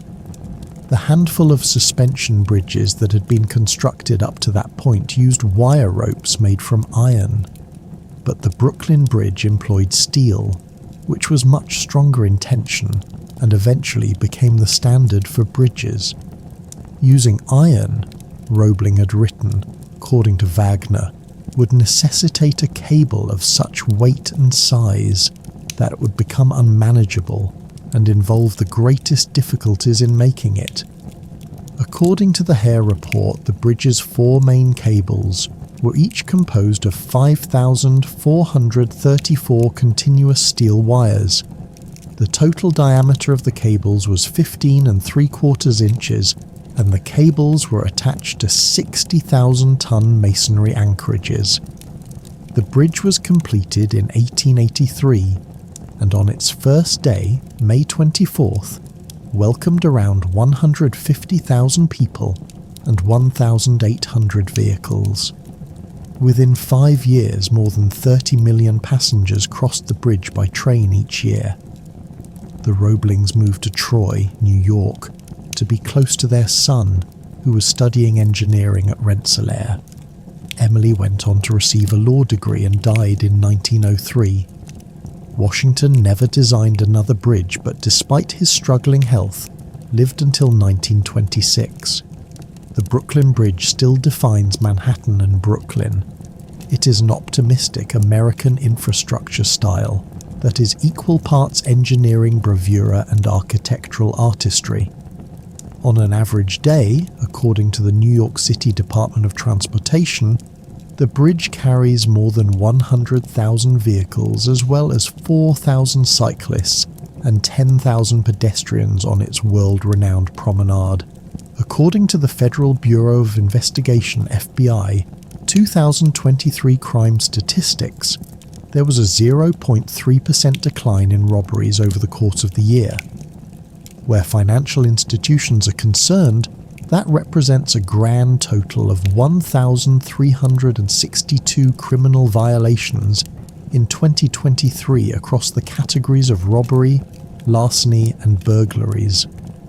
Robbery is defined as an attempt to take a valuable item from someone else through violence or by coercion, through threat of violence. Larceny is the same thing without the use or threat of force, and burglary is entering a place unlawfully to commit theft. Commercial banks make up the vast majority of criminal interactions at 1,112 reported incidents in 2023, followed by credit unions with 126 incidents. These numbers are significantly lower than in 2016, when the FBI reported a grand total of 4,251 violations against financial institutions. The prevalence of cameras in banks, smartphones, and adjacent businesses make heists less appealing. The integration of technology, chemicals, and serial numbers in cash for the purposes of tracking and identification also make theft more challenging. Though, progress could still be made in cities like Denver, Colorado, which has the highest rate of bank robberies in the US. While fewer heists happen today, America is home to some of the biggest heists in history. Here are a few. On Tuesday, August 14th, 1962, Boston suffered one of the biggest money heists in American history. In this case, several banks in Cape Cod transporting money to the Federal Reserve of Boston in a mail truck were targeted by robbers in police uniforms. The thieves stopped the vehicle and diverted oncoming traffic, police uniforms making all this, while carrying guns easier. These perfect disguises were believed to be provided by mob boss Jerry Anguilo, a story given to the US Marshal John Partington by an informant, John Red Kelly, who was indicted for his alleged involvement in the robbery, but was later acquitted. Nina Job, co-creator of the podcast Double Deal, was also told by her father, 40-year criminal informant Richard Tchaikovsky, that the Boston mob was involved in the robbery through Anguilo, who spent $7,000 on masks, guns, and police uniforms. Anguilo was also believed to have coordinated the laundering of stolen deposits. This was before the day's banks got better at busting criminals for shady financial practices. Tchaikovsky, although an FBI informant, was also believed to have taken part in the robbery, which makes anything he has to offer about it questionable. Several alleged crew members were arrested, with one, George Billy Aggie Agisotelis, cooperating with authorities before going missing. In the end, nobody was ever imprisoned for the robbery, with a $1.5 million take equal to just over $15.6 million today. Shortly after the New Year of January 1950, a crew of 11 Halloween masked suspects took on the high security of the Brinks building in Boston. Bank uniforms and guns were instruments of this risky heist, where the criminals stole everything, including the guns belonging to the real Brinks guards on duty. Over a 2-year period, the crew led by Joseph Big Joe McGinnis charted operational hours, the execution of the heist in scenarios acted out at least half a dozen times, and even duplicated the keys in the building before the big day. After unlocking the second floor and tying up employees at gunpoint, the crew scored just over $2.7 million, the equivalent of just over $37.2 million today. The money was to be off limits for a 2-year period in which the statute of limitations would prevent their arrest. Brinks would offer a $100,000 reward for information leading to the arrest of the criminals. The discipline required to stay out of prison was questionable. Members of the crew began turning on each other after crew member Joseph O'Keefe was arrested twice on unrelated charges. In a wild turn of events, O'Keefe held crew member Vincent Costa hostage, demanding another crew member, Anthony Pino, Costa's brother-in-law, pay the ransom. This set off a chain reaction of betrayals and attempted hits that landed the whole crew in prison just 5 days before the statute of limitations ran out.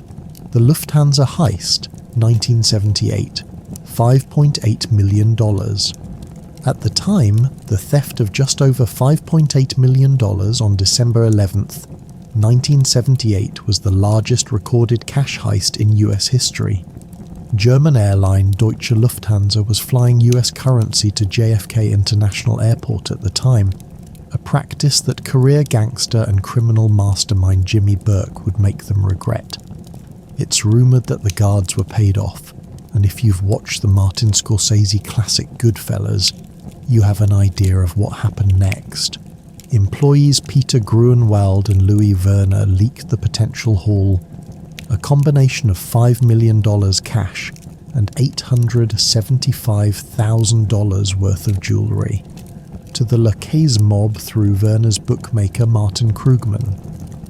Werner may have been someone with a serious gambling problem, considering he was on the hook for $6,600, which in 1978 would have been the equivalent of over $30,000 today. This got to Henry Hill, who was affiliated with the Lucchese family, who then relayed the potential score to Jimmy the Gent Burke.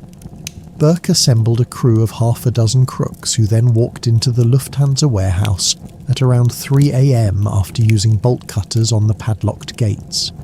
The crew walked out just over an hour later with cash and jewels. Crew member Parnell Stax Edwards parked the heist vehicle in front of a fire hydrant, instead of disposing of the vehicle as directed by Burke, which drew the attention of the police. After that, Burke had Edwards and most of the crew whacked. Century Armoured Car Company robbery, 1982, $11 million.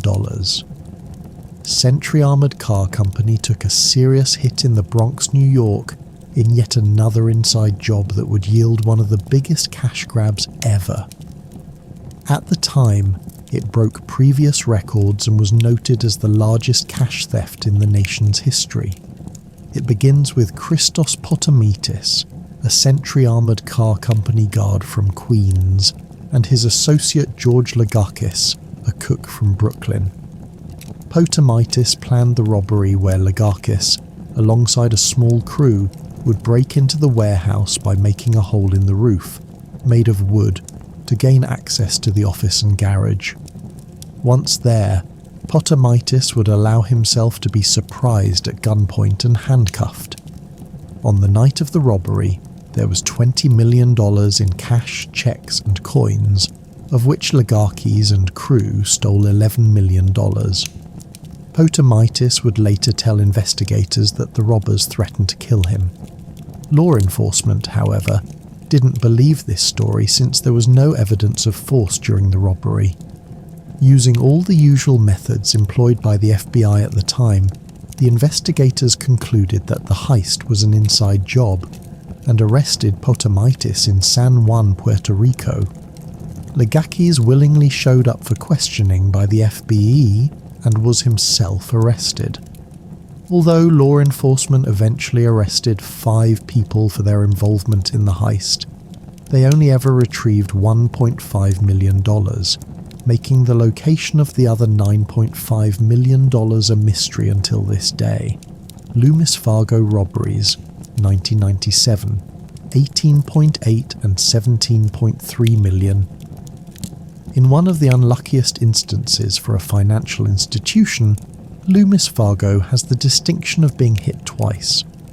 Not only were there 2 robberies in the same year, but they both happened within a few months of each other. March 29th, 1997, was the day that Loomis armoured truck driver Philip Noel Johnson paid himself a huge extra bonus. After turning his company-issued gun on his co-workers, he handcuffed and abandoned them in various locations along his escape route from Jacksonville, Florida, to his stash house in North Carolina.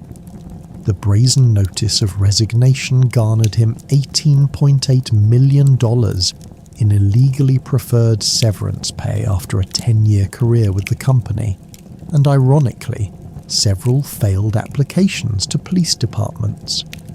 After hiding out in Mexico for a few months, Johnson was caught while trying to cross the US border with numerous passports, $11,000 in cash, and suspicious answers to border guards that raised alarm bells. After recovering all but $186,000 of the heist, Johnson served 22 years in prison, only being released in 2022.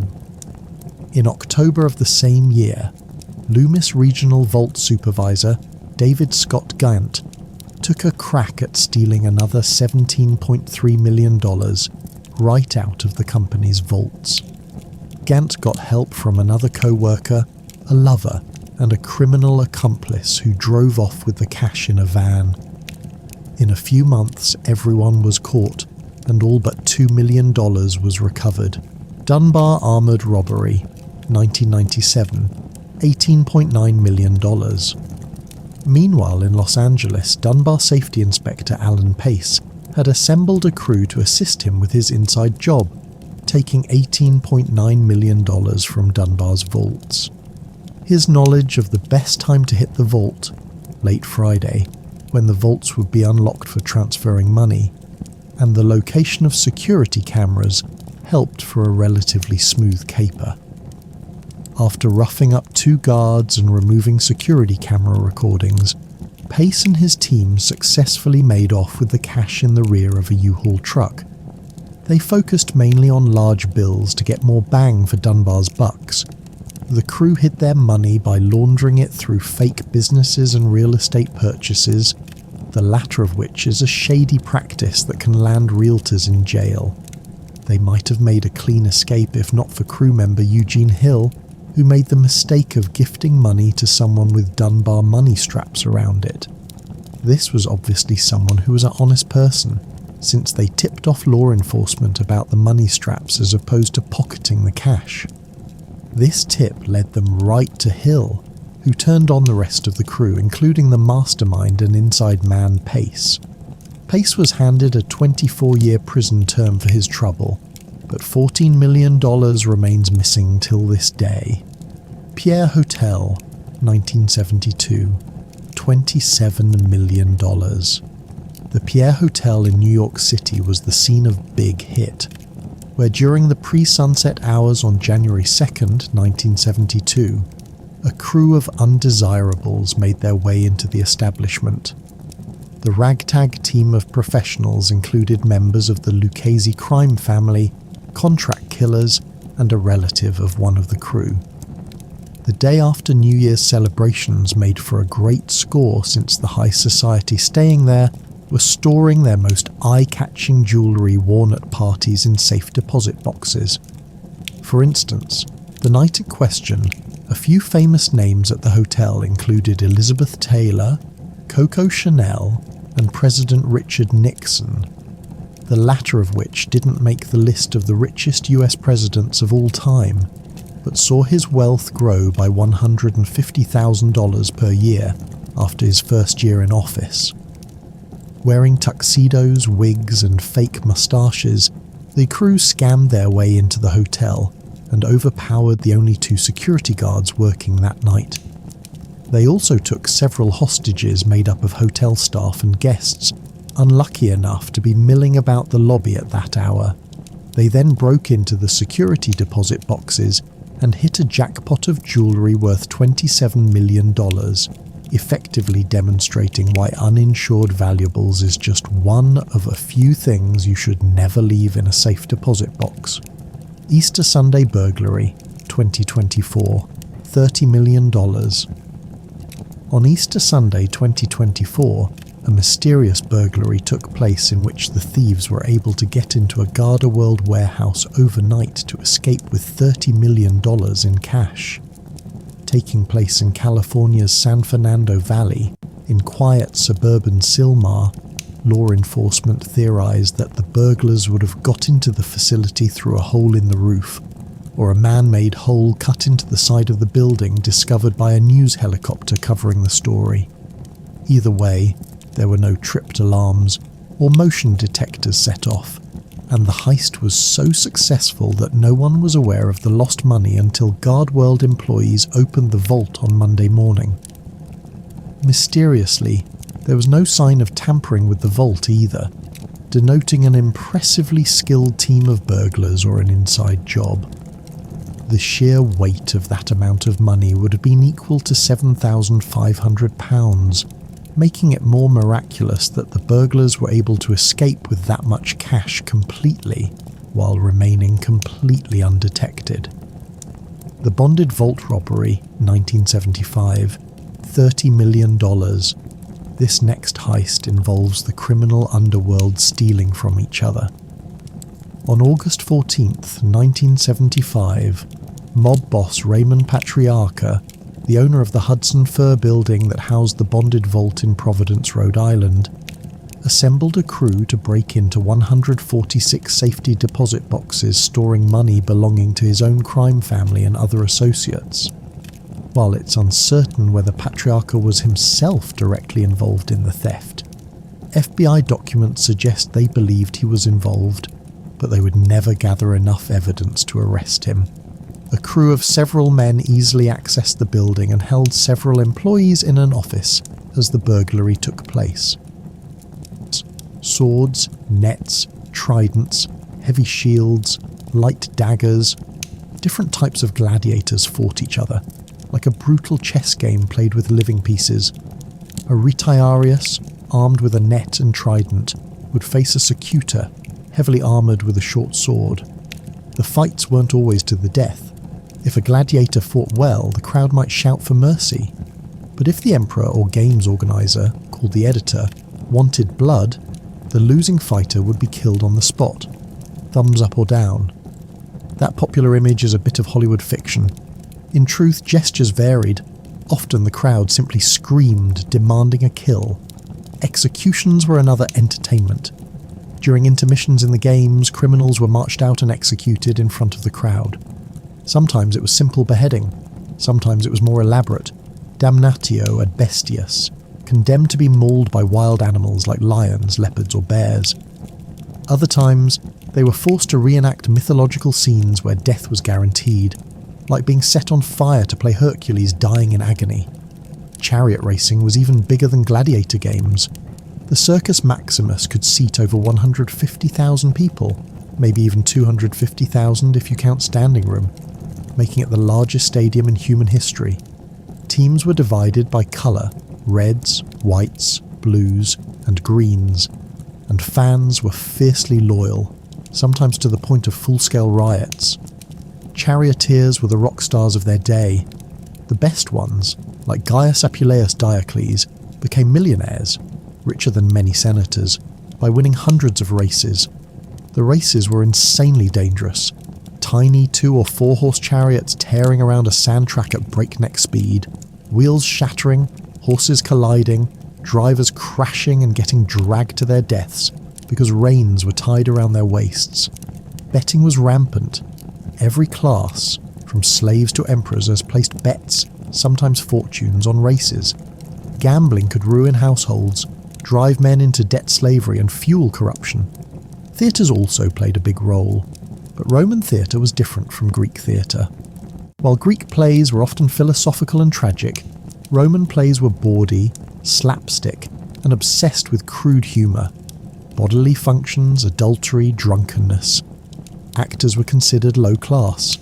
Most citizens preferred mime, live performances with rude jokes and physical comedy, or pantomime, interpretive dances telling mythological stories, usually very sensual and highly popular with the masses. And then there were public festivals, so many that by the 2nd century AD, almost half the Roman calendar was a holiday. Saturnalia, for example, turned the social order upside down. Masters served slaves, gambling was encouraged, gifts were exchanged, and the city dissolved into a frenzy of drinking and chaos for days. The common theme running through all Roman entertainment: violence, spectacle, indulgence, and a fierce loyalty to public life over private life. The Roman wasn't expected to stay home. He was expected to be part of the crowd, shouting, jeering, betting, living fully in the noise and blood and dust of Rome. It was survival, distraction, and identity all in one. To be Roman was to live surrounded by gods. Every act, every corner of life was tied to divine forces, but it wasn't about personal faith like today. It was about ritual, duty, and survival. The Romans believed they had a contract with the gods. Do ut des. I give so that you may give.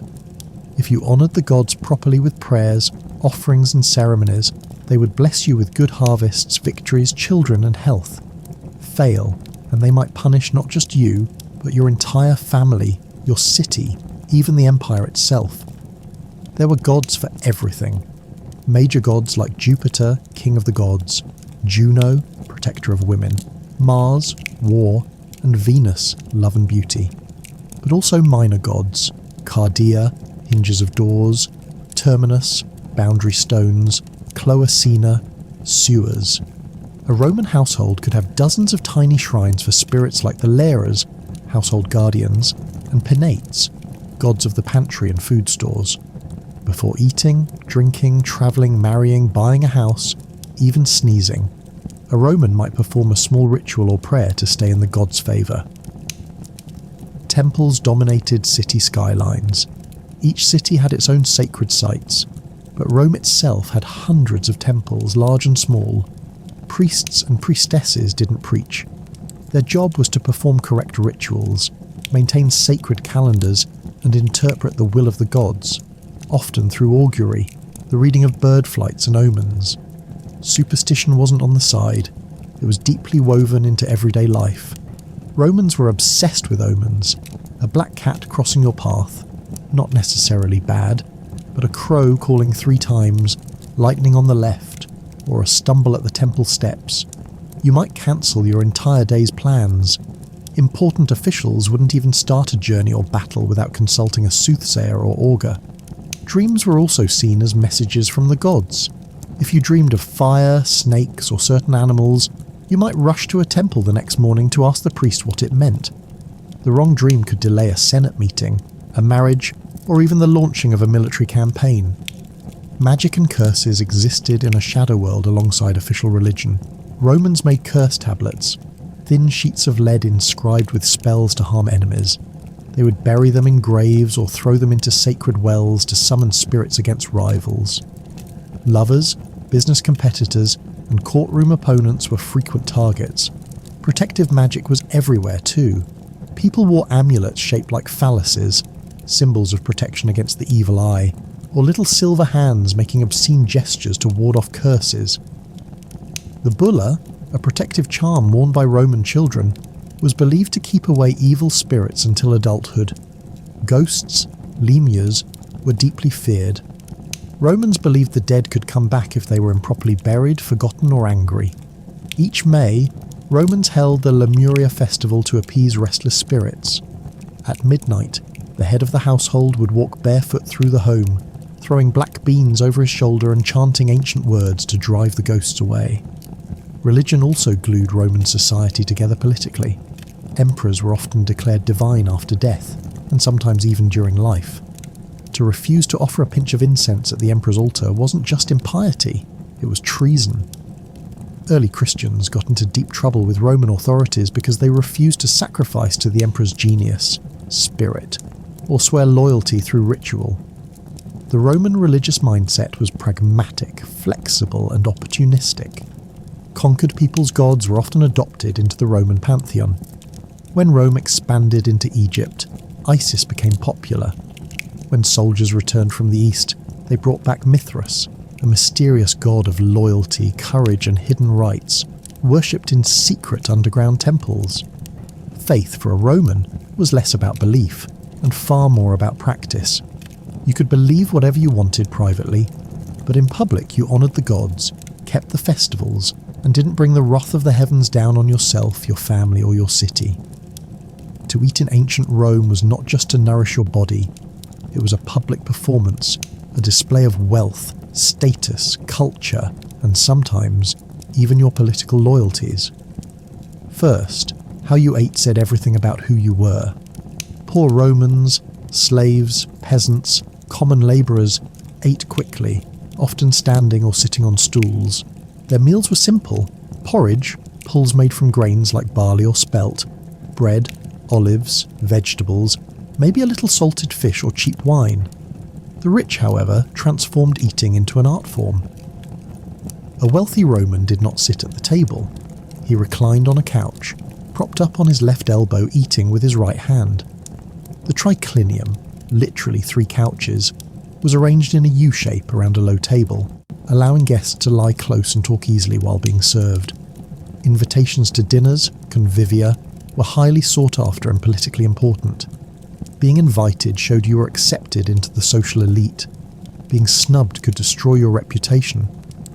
Meals often started with the gustatio appetizer course, eggs, salad greens, oysters, lightly cooked vegetables.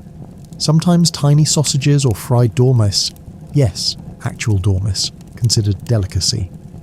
Then came the prima mensa, main course, which could be extravagantly rich: roast boar with honey-glazed peacocks stuffed with other birds, flamingo tongues, regarded as a special treat, fish prepared with exotic spices from India and Africa. Romans loved sauces, especially garum, a fermented fish sauce that they poured over almost everything. The smell of garum could be overwhelming, salty, pungent, almost rotten. But to a Roman nose, it was the scent of luxury. The final part, secunda mensa, dessert, brought out fruits, dates, figs, grapes, nuts, and sweetened pastries. Roman desserts often used honey, as sugar wasn't yet known in the Mediterranean world. Wine flowed freely, but it was always mixed with water. Drinking unmixed wine was seen as barbaric and uncivilized.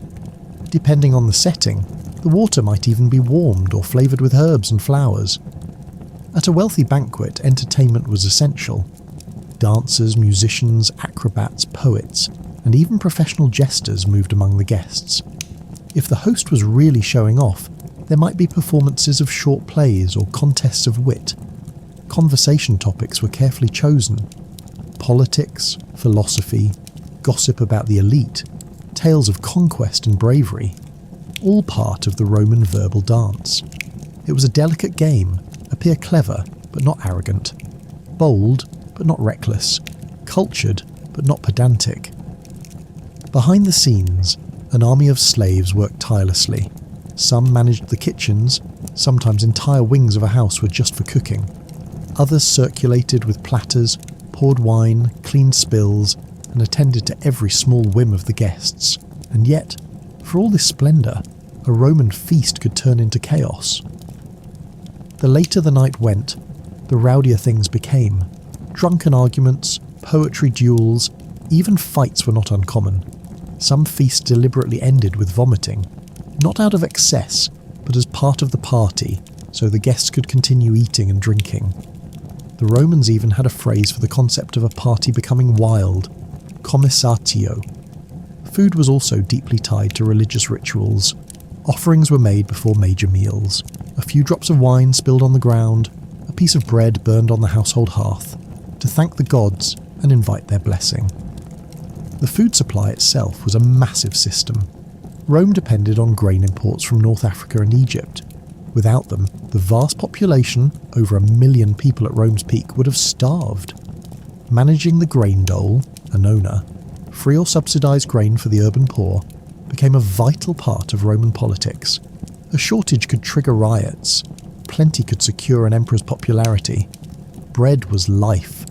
Bakers were highly respected tradesmen. The standard loaf, panis quadratus, was often stamped with a baker's mark, a circular loaf scored into sections like a modern pizza. Rich Romans had elaborate private kitchens, but many common people bought hot food from street vendors. Early fast food, Roman style. Perhaps no figure from ancient Rome is as famous as the gladiator, a warrior of the arena that fought to the death against beasts, criminals and other gladiators for the entertainment of Roman society. Gladiators have become heavily mythologized figures, in part thanks to famous works of fiction like the film Gladiator, directed by Ridley Scott and starring Russell Crowe, or the classic Spartacus. But what were they like, really? Most Roman gladiators were de facto slaves, and as such had no rights in Roman society and were scarcely considered people. For every epic story of a gladiator becoming a legend of the arena and winning fame and freedom, thousands of others died anonymously on the sand.